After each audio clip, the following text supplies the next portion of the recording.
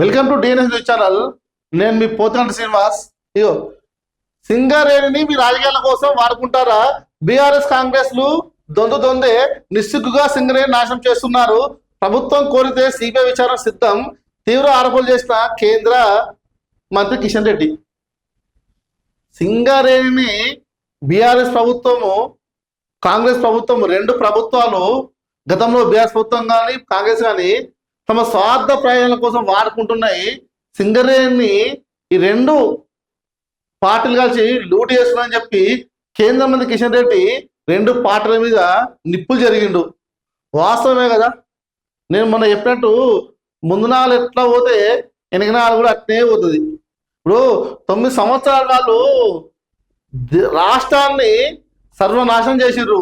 9 సంవత్సరాల వాళ్ళు రాష్ట్రంలో ఉన్నటువంటి ఆర్థిక వనరులను సహజ వనరులను మొత్తము యథేచ్ఛగా దోచుకున్నారు. వాళ్ళు అడ్డు అదుపు లేకుండా దోచుకున్నారు. ఇక అవన్నీ గమనించలేదా? అవి ప్రతిపక్షం ఉన్నటువంటి ఎవరు? కాంగ్రెస్ పార్టీ. అవన్నీ చూసిరు కదా. ఇప్పుడు ముందు ఎట్లా పోతే వెనక కూడా అట్నే వస్తుంది. ఇగో ఏమంటాడు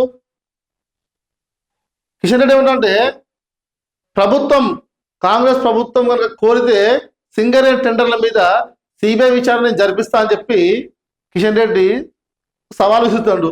మీరు చెప్పండి, ముఖ్యమంత్రి కానీ కాంగ్రెస్ ప్రభుత్వం కానీ కాంగ్రెస్ పార్టీ నుంచి అధికారంగా ప్రెస్ మీట్ పెట్టి ఒక ప్రకటన వేయండి.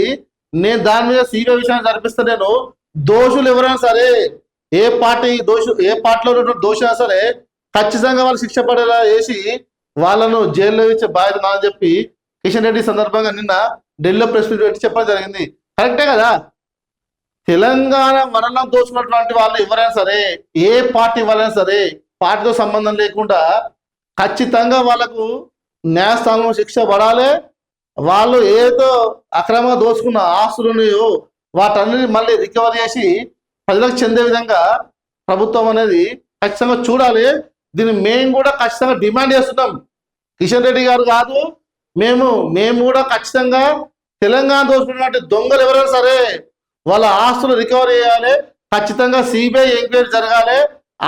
ఇందులో ఎవరెవరి మెయిన్ పాత్ర ఉందో అందరి మీద సిబిఐ రైట్స్ జరిపించి వాళ్ళందరికీ కఠిన శిక్ష పడంగా చేయాలని మేము కూడా ఈ సందర్భంగా డిమాండ్ చేస్తున్నాం. మేము